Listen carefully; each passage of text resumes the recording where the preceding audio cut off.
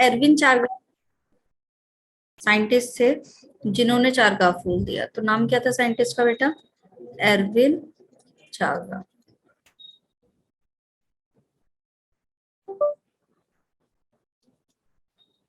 ठीक, इन्होंने क्या बोला कि जो आपके नाइट्रोजनस बेस का अमाउंट होता है which is pyrimidine is equal to the purine. क्या बोला इन्होंने? द अमाउंट ऑफ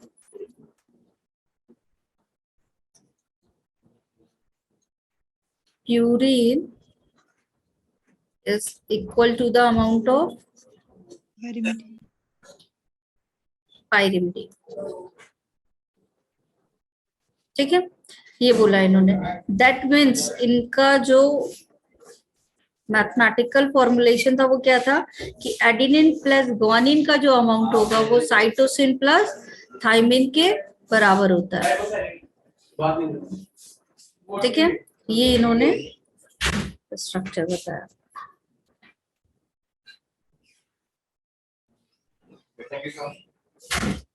ठीक है, तो अगर किसी भी डीएनए में एडेनिन का कंटेंट 20% है तो हम कह सकते हैं कि द अमाउंट ऑफ आपका ग्वानिन कितना होगा, सॉरी अमाउंट ऑफ थाइमिन कितना होगा? 20%। थाइमिन कितना होगा? अगर एडेनिन 20 है तो थाइमिन कितना होगा? हमेशा इक्वल होगा। तो हम इस फॉर्मुलेशन को ऐसे भी लिख सकते हैं कि A is equal to T and G is equal to C। ठीक है, तो अगर एडेनिन 20 है तो A is equal to T के अकॉर्डिंग क्या होगा बेटा? आपका थाइमिन भी कितना होगा? It will also be 20%। ठीक है, अब अगर बात करें किसकी, G और C के कंटेंट की, तो टोटल आपके डीएनए में सारे नाइट्रोजनस बेस का एक्युमुलेशन कितना हो रहा है होगा आपका? बताओ, 100% होगा टोटल सबको मिला के। ठीक है, जिसमें से 20% एडेनिन हो गया, 20% थाइमिन हो गया। तो हम क्या करने, 40 को माइनस कर दें यहाँ से। Yes ma'am. आपका कितना परसेंट आ जाएगा? अमाउंट 60%। लेकिन ये 60% जी प्लस सी का कंटेंट है। ठीक है, अब अगर हमको जी और सी इंडिविजुअली निकालना है तो दोनों इक्वल अमाउंट में होंगे। यहाँ हमने लिखा है G plus C is equal to C, तो इसको हम क्या कर दें, हाफ कर दें वैल्यू को। तो ये कितनी हो जाएगी आपकी? जी 30 हो जाएगा और सी भी कितना हो जाएगा? 30 हो जाएगा। अब इन सबको टोटल कर लो तो कितना आ रहा है? 100% आ रहा है। ठीक है, तो कोई भी एक गिवन अमाउंट दिया है तो हम क्या करेंगे, बाकी के 3 अमाउंट की वैल्यू निकाल सकते हैं, जिसमें अगर ए की वैल्यू दी है तो टी की वैल्यू जस्ट सेम होगी। ठीक है, और 100 से माइनस करने पे जो वैल्यू आएगी उसको हाफ कर देंगे तो जी एंड सी की रिस्पेक्टिव वैल्यू आ जाएगी। क्लियर? Yes ma'am. देखिए, अब हमने देखा कि हमारा जो डीएनए होता है किसी भी यूकैरियोटिक सेल का, वो कितना होता है? 2 मीटर लॉन्ग डीएनए होता है। एक छोटी सी सेल के न्यूक्लियस के अंदर सारा का सारा डीएनए अरेंज है।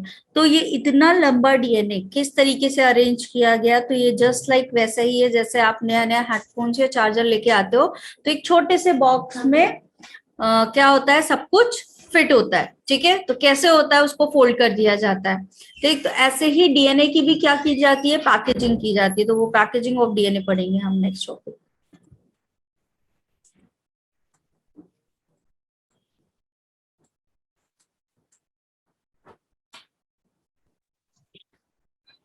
अब डीएनए की बात करें बेटा तो लेंथ कितनी है इसकी? 2.2 मीटर। 2.2 मीटर लॉन्ग एक डीएनए होता है आपका। इसको पैक्ड करने के लिए हम क्या करते हैं, it will assembled into the packed by a protein.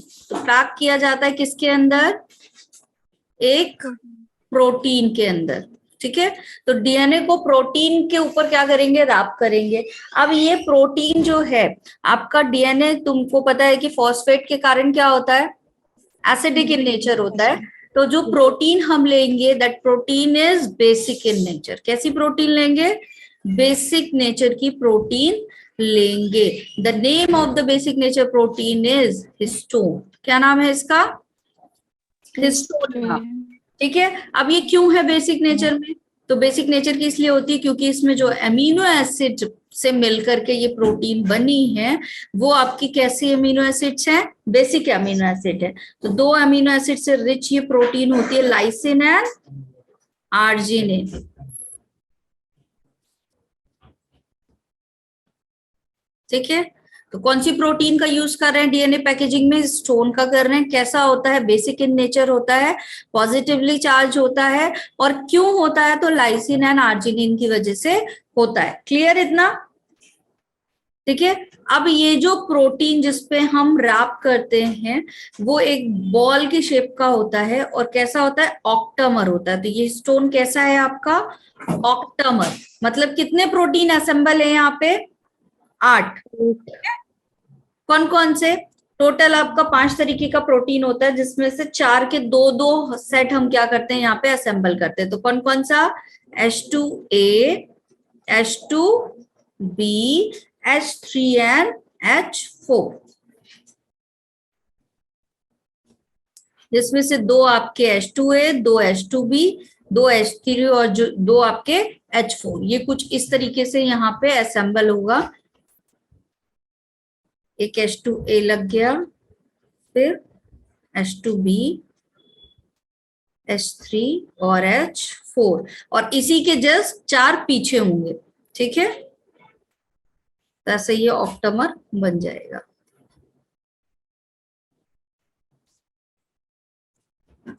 आया समझ में? तो ये आपके 4 का ऐसा एक तरफ टेट्रामर और 4 इसके जस्ट पीछे, तो कितने हो गए टोटल, 8 हो गए। ठीक है, अब यहाँ पे क्या बनता है आपका, ये जो हिस्टोन है इसी के ऊपर क्या कर दिया हमने, इस तरीके से डीएनए को रैप कर दिया।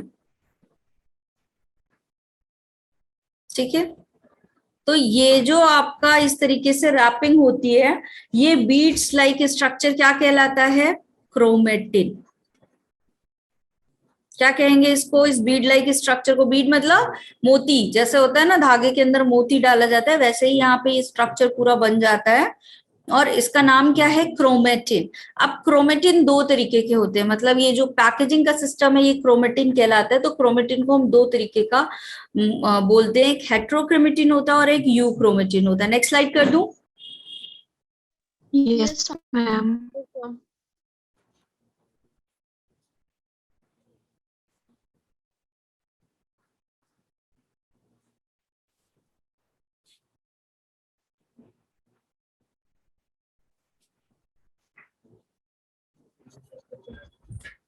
हेट्रोक्रोमेटिन है, यूक्रोमेटिन, 2 होंगे आपके। हेट्रोक्रोमेटिन का मतलब क्या होता है, जो ट्रांसक्रिप्शनली कैसा प्रोटीन आपका, देखो क्या कर रहे हैं, एक लिया क्या, हिस्टोन प्रोटीन लिया, उसके ऊपर डीएनए को रैप कर दिया, यही किया है। ठीक है, अब यहाँ पे जब ये रैपिंग की तो हो सकता है कि इस तरीके से लपेटने में बहुत टाइटली इसको लपेट दिया हो। ठीक है, और हो सकता है कैसे किया गया हो, लूजली पैक्ड किया गया हो। ठीक है, तो 2 तरीके होंगे। जब किसी चीज को बहुत ज्यादा टाइटली पैक्ड कर दोगे तो क्या होगा, इन दैट कंडीशन वो इनएक्टिव फॉर्म में आ जाएगा। ठीक है, अब अगर आपका पूरा डीएनए टाइटली पैक्ड है तो उसको खुलने में, ऐसा समझो खुलने में, रेप्लिकेशन होने में, और या फिर उसको क्या करने में, आरएनए बनाने में। ठीक है, और आरएनए से प्रोटीन बनाने में दिक्कत होगी, तो एक्सप्रेस नहीं हो पाएगा। तो जो आपके हेट्रोक्रोमेटिन होते हैं वो ट्रांसक्रिप्शनली क्या होते हैं, इनएक्टिव होते हैं।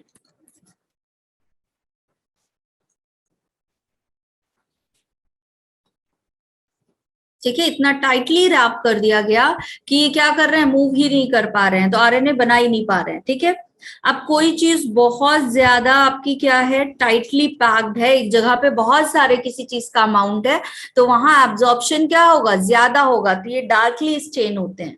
ठीक है, डाई डाला जाएगा तो यहाँ पे एब्जॉर्प्शन ऑफ डाई क्या होगा, ज्यादा होगा, है ना। कोई चीज का कंटेंट कहीं ज्यादा है, ज्यादा पाइल ऑफ टिश्यू पेपर रखा है, तो पानी का एब्जॉर्प्शन वहां पे क्या हो जाएगा, ज्यादा हो जाएगा। कम टिश्यू पेपर है तो कम पानी एब्जॉर्ब करेगा, होगा ऐसा।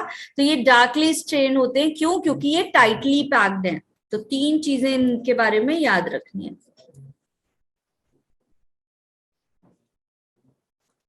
ठीक है। टाइटली पैक्ड आपका जो क्रोमेटिन होता है which is known as heterochromatin, darkly stain होगा और ट्रांसक्रिप्शनली क्या होगा, इनएक्टिव होगा। ठीक है। बात करें यूक्रोमेटिन की, तो यूक्रोमेटिन आपका कैसा होता है, ट्रांसक्रिप्शनली अपोजिट। ठीक है, ट्रांसक्रिप्शन करेगा, एक्टिव होगा ट्रांसक्रिप्शनली। ठीक है, और लाइट स्टेन होगा। कैसा होगा, लाइट स्टेन होगा। और क्या कैसा होगा, लूजली पैक्ड होगा।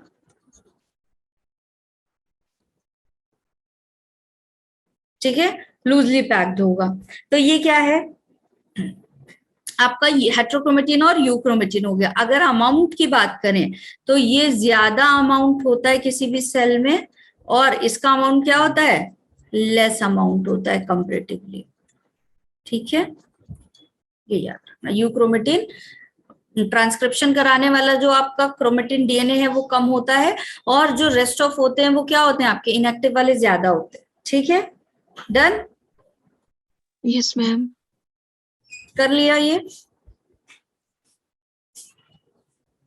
अब डीएनए को ही एज ए जेनेटिक मटेरियल क्यों लिया गया, तो इसके बारे में काफी सारे साइंटिस्ट ने क्या किया, अपने अपने एक्सपेरिमेंट दिए, और फिर उन एक्सपेरिमेंट के थ्रू ये पता चला कि from the one generation to another generation जो इनहेरिटेंस के लिए रिस्पॉन्सिबल मॉलिक्यूल है, जो बायोमॉलिक्यूल आपका one generation to another generation जाता है, वो कौन सा है, डीएनए है। डार्कली स्टेन और लाइटली स्टेन, स्टेन मतलब बेटा डाई का एब्जॉर्प्शन। ठीक है, अगर हम डाई का एब्जॉर्प्शन करते हैं सेल में तो डार्क कलर हो जाना और लाइट बैंड आना उसको कहा जाता है।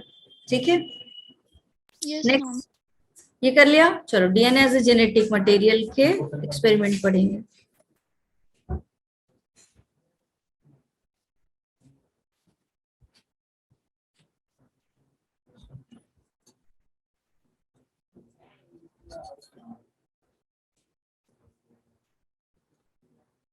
ठीक है, चलो सबसे पहला जो एक्सपेरिमेंट पढ़ते हैं वो किसका है, फर्स्ट एक्सपेरिमेंट ऑफ ग्रिफिथ।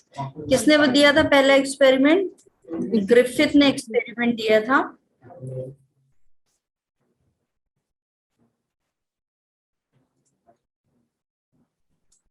अब ये आपका एक्सपेरिमेंट जो है, इस एक्सपेरिमेंट का नाम कहलाता है ट्रांसफॉर्मेशन। तो यहाँ से ये क्वेश्चन आता है कि transformation experiment has given by, ठीक है, या ग्रिफिथ के एक्सपेरिमेंट का नाम क्या था, तो क्या नाम था इसका, ट्रांसफॉर्मेशन। ठीक है, मतलब यहाँ ट्रांसफर ऑफ समथिंग। ठीक है, कुछ उन्होंने बताया कि there are some material which is transformed from one generation to another generation. किस पे काम किया था इन्होंने, पहले तो इनका ईयर ऑफ एक्सपेरिमेंट कौन सा था, 1928, यहां से भी क्वेश्चन पूछा जा सकता है। दूसरा इनका जो एक्सपेरिमेंटल मॉडल था वो क्या था, इन्होंने दो चीज। ठीक है, कौन कौन सी मैम स्ट्रेप्टोकोकस निमोनिया पे क्या था, वॉइस इको हो रही क्या मेरी, यस मैम। अभी भी नो मैम, वो मैम अब नहीं हो रही, पहले हुई थी। है ना, वॉइस इको हुई थी। चलो, तो पहला आपका चीज क्या लिया था इन्होंने, एक बैक्टीरिया की स्ट्रेन ली थी। The name of the strain is Streptococcus pneumonia. ठीक है, ये आप इन्होंने स्ट्रेन ली थी। और दूसरा क्या चीज लिया था, इस स्ट्रेन का इन्फेक्शन किसमें करवाया था, माइस में। ठीक है, चलो अब ये जो आपकी स्ट्रेप्टोकोकस निमोनिया था, इसकी दो स्ट्रेन लिया इन्होंने। पहली स्ट्रेन जो थी वो कैसी थी आपकी, स्मूथ थी, जिसको एस स्ट्रेन बोला। और दूसरी कैसी थी, रफ, जिसको क्या बोला, आर स्ट्रेन बोला गया।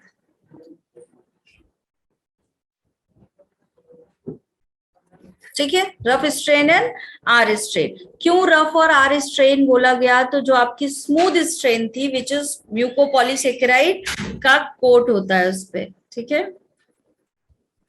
म्यूको पॉलीसैकेराइड की कोटिंग पाई जाती है। इस कोटिंग की वजह से कैसा हो जाता है, चिकनी सरफेस हो जाती है, तो इसको स्मूथ स्ट्रेन बोला गया। यहाँ पे ये म्यूकोपॉलीसैकेराइड क्या है बेटा, एब्सेंट है, तो इसको रफ स्ट्रेन बोला गया। ठीक है, ये म्यूकोपॉलीसैकेराइड का जो कोटिंग या कैप्सूल होता है, यही क्या करता है, आपका वायरुलेंट बनाता है। एक्चुअली ये जो कैप्सूल वाली लेयर होती है ना किसी भी बैक्टीरियल सेल में या प्रोकैरियोटिक सेल में, विच प्रोवाइड्स द पैथोजेनिसिटी, ठीक है, मतलब इन्फेक्शन कॉज कराने की एबिलिटी दे रहा है इसके अंदर। तो ये कैसा है, आपका वायरुलेंट स्ट्रेन है,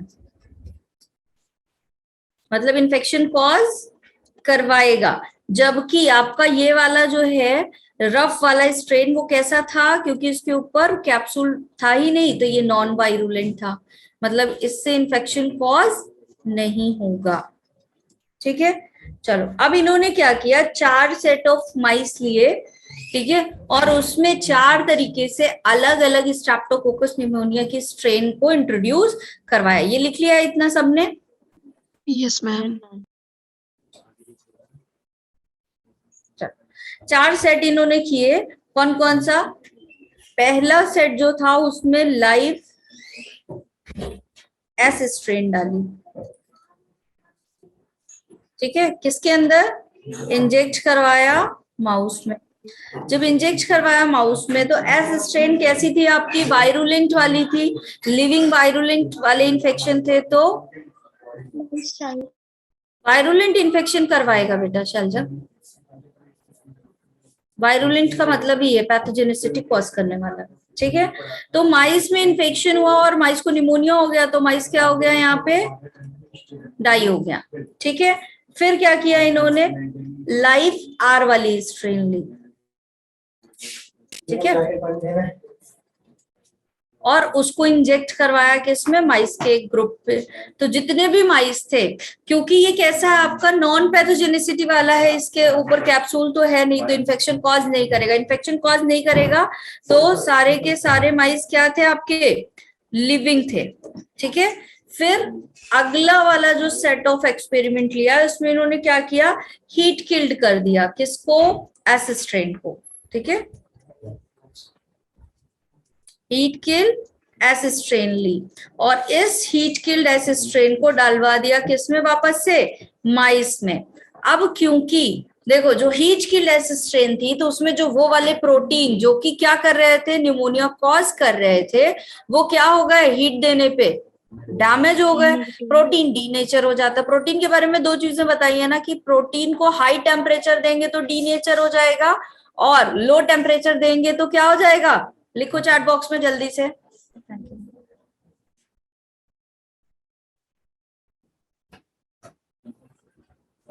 माइस नहीं बनाया आज मैंने, ड्राइंग करने का कोई मूड नहीं है आज, नो क्रिएटिविटी,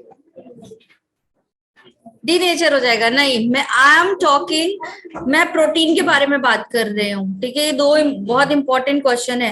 प्रोटीन को हाई टेम्परेचर दे दें, ठीक है, और प्रोटीन को लो टेम्परेचर दे दें, डाई हो जाएगा।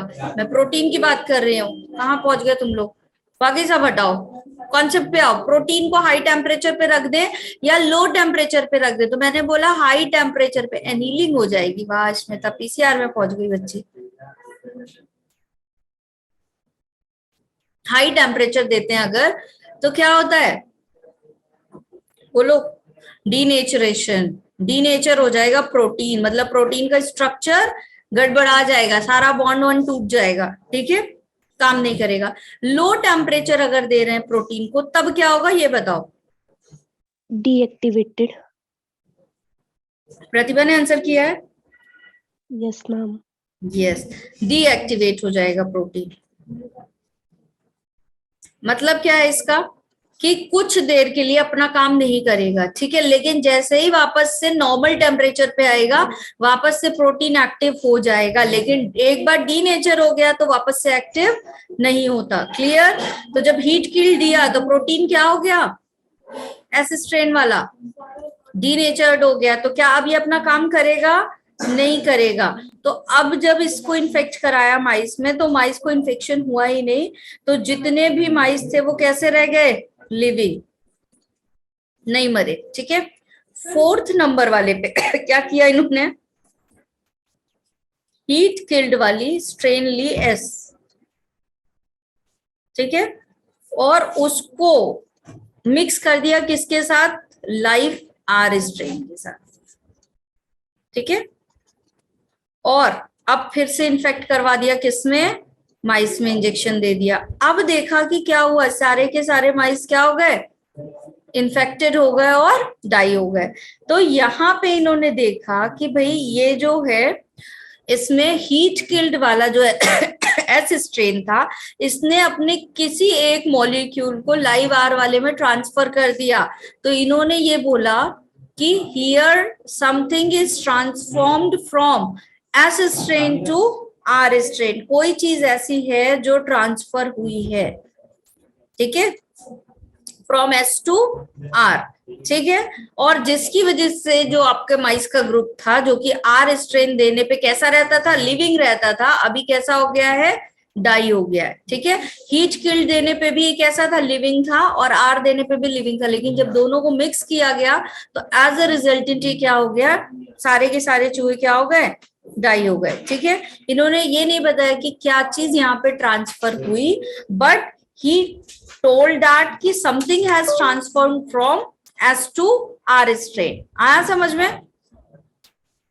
Yes, ma'am.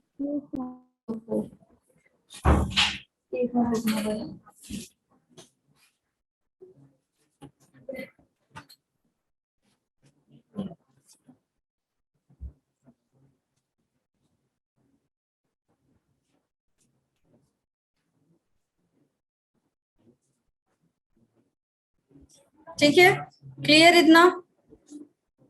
Yes, ma'am. Yes, ma'am.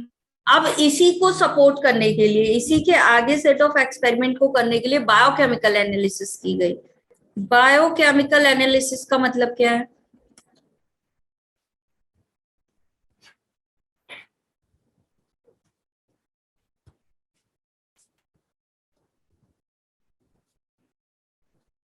कि ग्रिफिथ ने इतना बता दिया कि something has transform from one generation to another generation, but what, क्या हो रहा है उसको देखने के लिए हर एक मॉलिक्यूल को निकाला गया और क्या किया गया, सेपरेट अलग अलग करके चूहे के अंदर डाला गया कि भाई अच्छा कौन सा वाला मॉलिक्यूल है आपके लिविंग एस और sorry heat killed S strain का और लिविंग आर स्ट्रेन का, जो क्या कर रहा है, इन्फेक्शन कॉज करवा रहा है, ठीक है।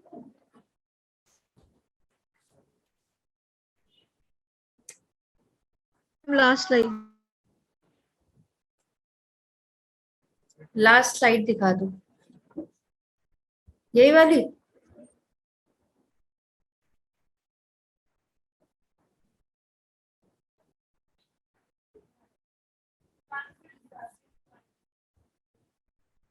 इससे भी पहले वाली, Yes, ma'am. ये म्यूकोपॉलीसेक्राइड लिखा हुआ है।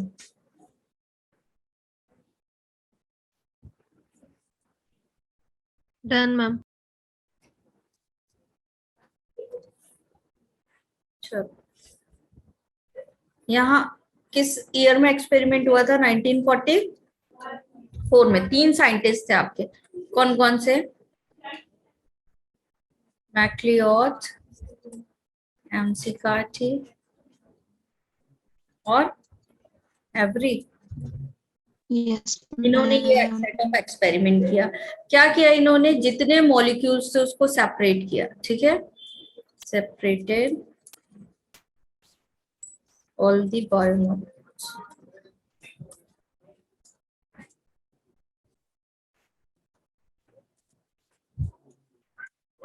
एस स्ट्रेन के जो बायोमॉलिक्यूल थे उनको क्या कर दिया गया, सेपरेट कर दिया गया और लिविंग आर वाली स्ट्रेन में इंट्रोड्यूस करा दिया गया। हाँ बेटा, रिकमेंडेड बाय डॉक्टर प्रतिभा। चलो, पहला बायोमॉलिक्यूल कौन सा लिया इन्होंने, कार्बोहाइड्रेट। दूसरा बायोमॉलिक्यूल कौन सा लिया, लिपिड। फिर कौन सा लिया, प्रोटीन। फिर कौन सा लिया, डीएनए। ठीक है, अब इन सबको सारे बायोमोलिक्यूल, और ये बायोमोलिक्यूल कहाँ से लिया है, एस स्ट्रेन से, ठीक है, किसके साथ मिक्स किया इस सबको, लाइव आर स्ट्रेन के साथ, सारा का सारा mix with live R strain, क्योंकि ये तो बताया ग्रिफिथ ने कि something has transferred from S to R, तो आर वाला आपका लिविंग ही था,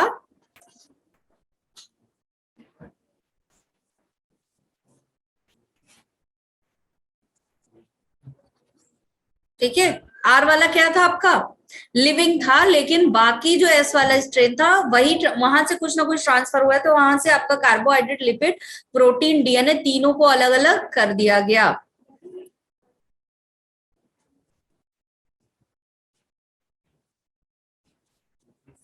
बेटा सुझाव मानना पड़ता है सम टाइम, जब आप ऐसे नहीं इस लायक नहीं बचते हो कि आप बेड से उठ के क्लास ले पाओ, तो फिर डॉक्टर के सुझाव मानने पड़ते हैं।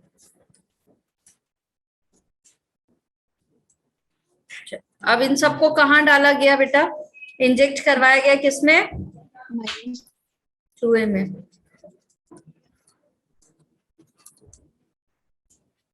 माइस में डाल दिया गया। अब जब माइस में डाला गया तो क्या देखा गया, कार्बोहाइड्रेट वाला जो माइस था उसको कोई असर नहीं पड़ा, इज स्टिल लाइव, प्रोटीन और लिपिड वाले को भी कुछ नहीं फर्क पड़ा, ये क्या थे आपके, जिंदा थे, लेकिन जो आपका डीएनए वाला कंटेंट था वो उसके चूहे क्या हो गए, मर गए।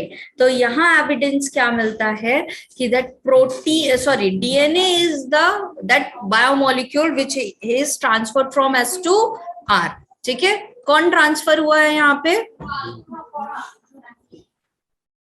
डीएनए। बहुत ज्यादा वीकनेस है, थोड़ी वाली वीकनेस नहीं है शैलजा, ठीक है, आ समझ में यहाँ पे। तो डीएनए क्या था यहाँ पे, एक एविडेंस यहाँ पे कि जो डीएनए है वही क्या है आपका, as a genetic material responsible है, but this is not the last set of experiment, ये पहला बायोकेमिकल एनालिसिस किया गया, इसके बाद एक और सेट ऑफ बायोकेमिकल एनालिसिस किया गया। हाँ, ये RIP फॉर माइस है, ये सच में था, ठीक है, ये वही वाला सेट ऑफ एक्सपेरिमेंट है, यस।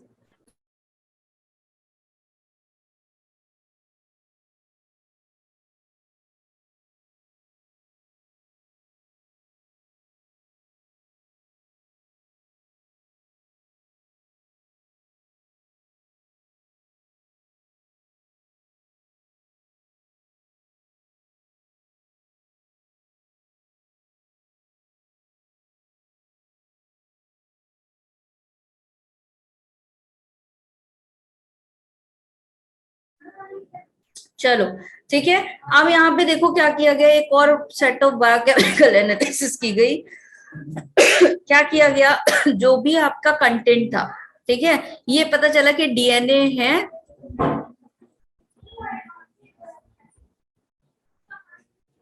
अच्छा फिर मैंने मजाक उड़ाया था अश्मिता, मैंने अश्मिता का मजाक उड़ा दिया, oh my God, sorry Ashmita, ठीक है। तो यहाँ क्या किया गया बेटा, एंजाइम्स लिए गए, प्रोटीएज और आरएनएज, ठीक, और जो सैंपल था आपका कौन सा वाला, एस स्ट्रेन वाला, उसको क्या किया गया, यहाँ पे लिया गया, ठीक, एस स्ट्रेन ली गई, उसमें आर वाली स्ट्रेन को मिक्स किया गया, और इस एस स्ट्रेन को एक बार प्रोटीएज से और एक बार आरएनए से ट्रीट करवाया गया। तो अभी क्या हुआ, जितना प्रोटीन का कंटेंट था, जितना आरएनए का कंटेंट था, वो सारा क्या हो गया, यहाँ पे डैमेज हो गया, ठीक है, बचा क्या यहाँ केवल डीएनए। और फिर ये वाला जो सैंपल मिक्स था, इसको क्या किया गया, अब फिर से इंजेक्ट करवाया गया, किसमें, माइस में। तो अब क्या देखा गया कि जो माइस था वो क्या हो गया, इन्फेक्टेड हो गया और मर गया, ठीक है, RIP।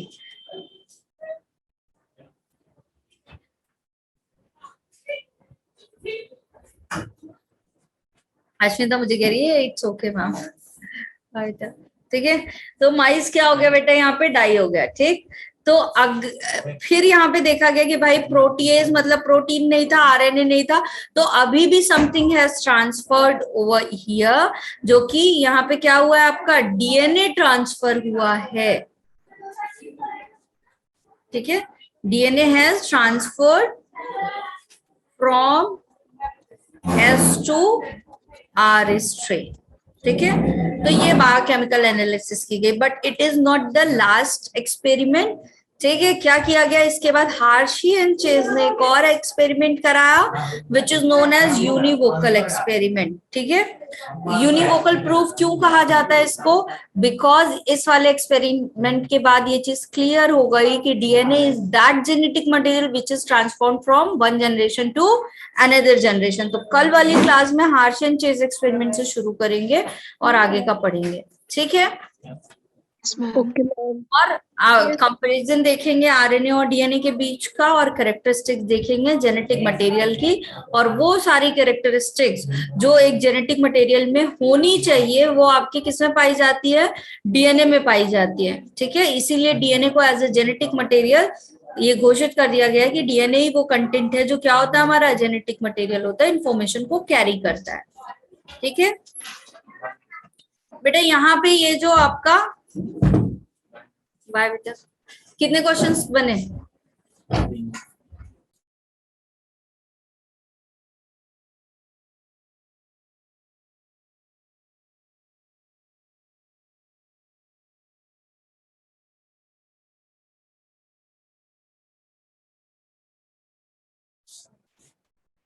चलो भाई सुनो, यहाँ पे क्या किसी एक बच्चे ने पूछा रिपीट करने के लिए, कौन है वो बच्चा, ओह सॉरी, गायत्री ने बोला। गायत्री बेटा यहाँ पे क्या किया था, ये जो एस स्ट्रेन थी उसको प्रोटीएज और आरएनए से ट्रीट किया गया, तो जितना भी प्रोटीन था और जितना भी क्या था यहाँ पे आरएनए का कंटेंट था वो सारा क्या हो गया, डैमेज हो गया। ठीक है, अब इसको क्या किया गया, आर वाले स्ट्रेन के साथ मिक्स किया गया और माइस में डाल दिया गया, तो देखा गया कि माइस में अभी भी इन्फेक्शन हो गया, माइस डाई हो गया, मतलब कि यहाँ डीएनए से ट्रीट नहीं किया गया, तो सिर्फ डीएनए बचा हुआ था सैंपल में, तो डीएनए ही वो मटेरियल है जो एस स्ट्रेन से आर स्ट्रेन में ट्रांसफर हुआ। आया समझ में? Yes ma'am. कोई बच्चा जिसको डाउट हो, कुछ भी क्लियर सबको, कोई दिक्कत? No. नो दिक्कत, तो एक बार चैट बॉक्स में लिखो सारे, नो दिक्कत।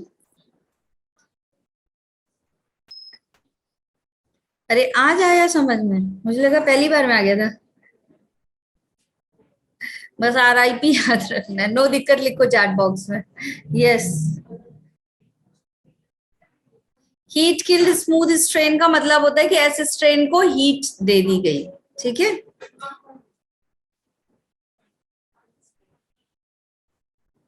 कल मुझे याद दिलाना, मैं वहां पे एक क्वेश्चन पूछने वाली थी। ठीक है, Nanu is the new one, कोई नानू है भाई, कौन है वो? Ma'am someone Bhavna Mahajan is also new. अच्छा, भावना इज ऑल्सो न्यू।